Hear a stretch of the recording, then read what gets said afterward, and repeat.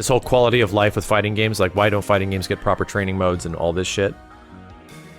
I'm gonna take it one step further. Sage M had a great video, by the way, where he says we should not be apologizing, if not dismissing the fact that these developers aren't putting in things into fighting games that they should be, like proper training modes, proper options in practice, proper tutorials, and decent online. I'm gonna throw one in there. Decent online is a kind of a general blanket, but we'll put that under rollback netcode. Properly implemented rollback netcode is what he was really referring to.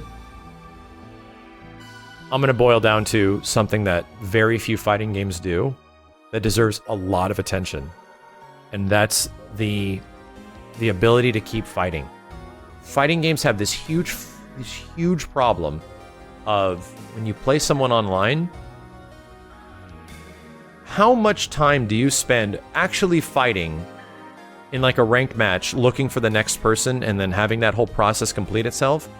How much time do you spend looking at menus, selecting your character, loading shit, going back and doing that same process over and over again? There's a reason I like Tekken. And it's not just the fact that it's Capcom characters and it's kind of addictive. There's a reason why Tekken is addictive. And it's that when you lose a match in Tekken, and you're like, fuck, that guy got me. I want to get back in and I want to fight the next guy as soon as possible. You click ranked match, and within seconds, you have found another opponent. Within literal, I just died 15 seconds ago, and I am fighting another dude. That shit is important. The match loads in like 5 seconds, and within 10 seconds, you're fighting another person. It's incredibly addictive. Just to be like, bam, done, bam, done, bam, done. I won. I want that to happen again. I had fun winning. I want to do the next one. That's why that game is addicting, is because its matchmaking is so fucking fast. You spend so much time in fighting games.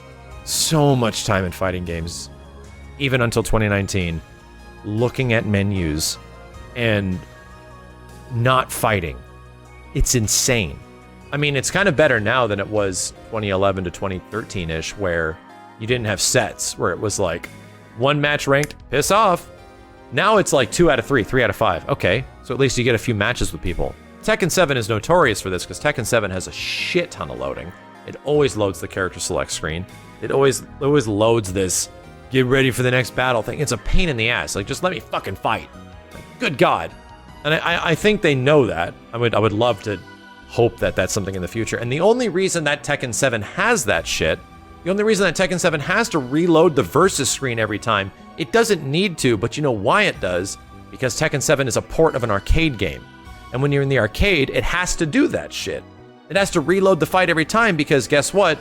It might be a different player playing that needs to enter money into the machine.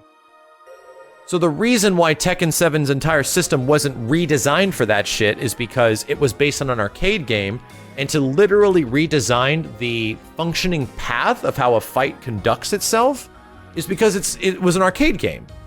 We're not going to redesign the whole different flow of the experience. No, we're just going to port the game over, throw in a story mode, put some menus in, there you go. That's why it's that way. It would have been much more expensive.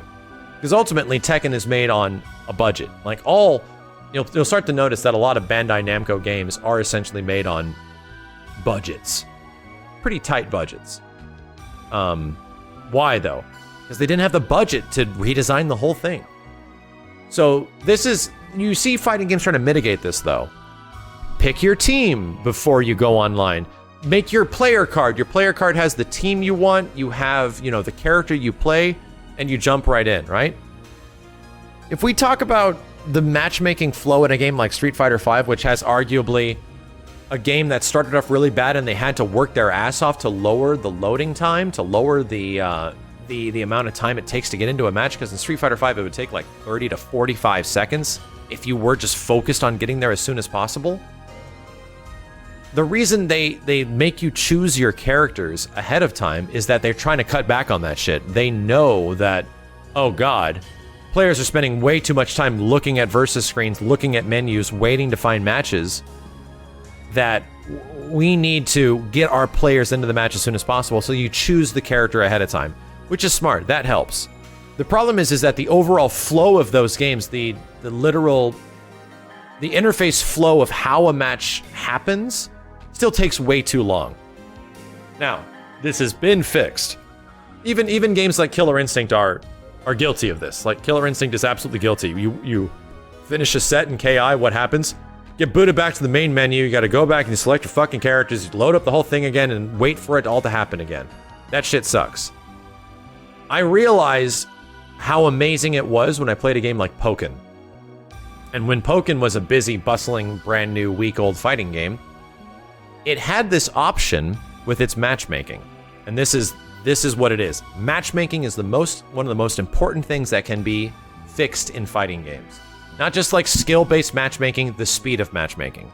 When you finished a match in Pokken, it wasn't like, finish ranked match, go back to main menu, search for next ranked match. No, it had the option, find next opponent. So as soon as the match was done, you can click find next opponent, and a little spinning like search network thing would show up, and it would find somebody. And your character you're playing has already been selected, boom, there's a versus screen immediately. So I was like, holy shit.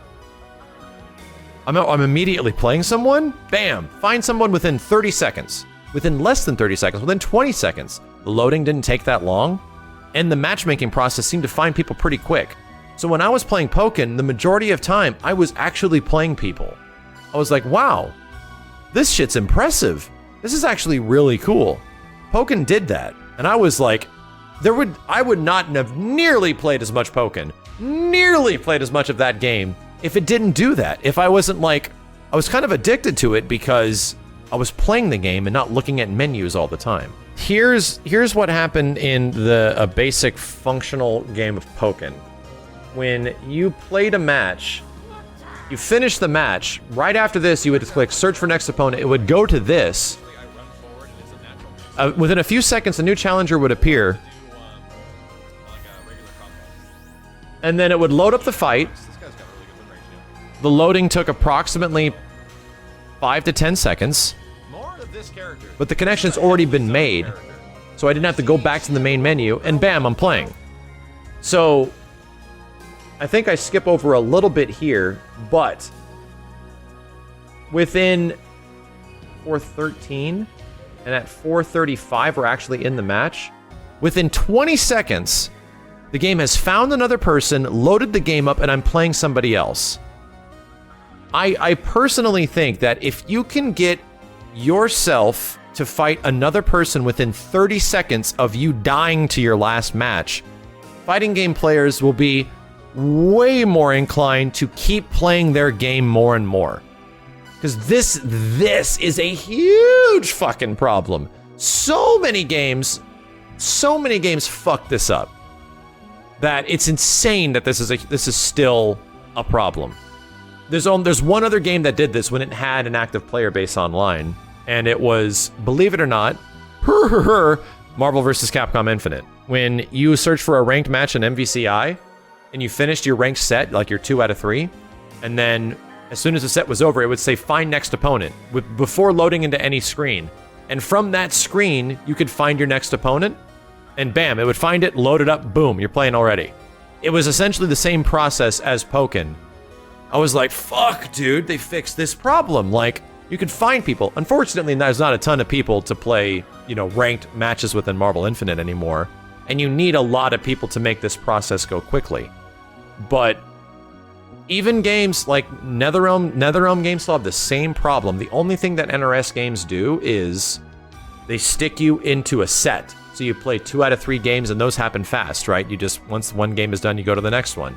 But when it comes to finding the next opponent, you gotta go all the way back to the menu, you gotta go all the way back in and select your character, you gotta load up the character versus screen and go through the whole process over again. It'll take like 1 minute to 2 minutes. This is one thing that gripes the holy shit out of me with fighting games, dude. Holy shit out of me. Like, please, dear God, if there's something that fighting games could absolutely do, re-queue the player into the matchmaking as soon as possible. Of course, smarter matchmaking, getting you to play with people of your skill, all that kind of stuff is great.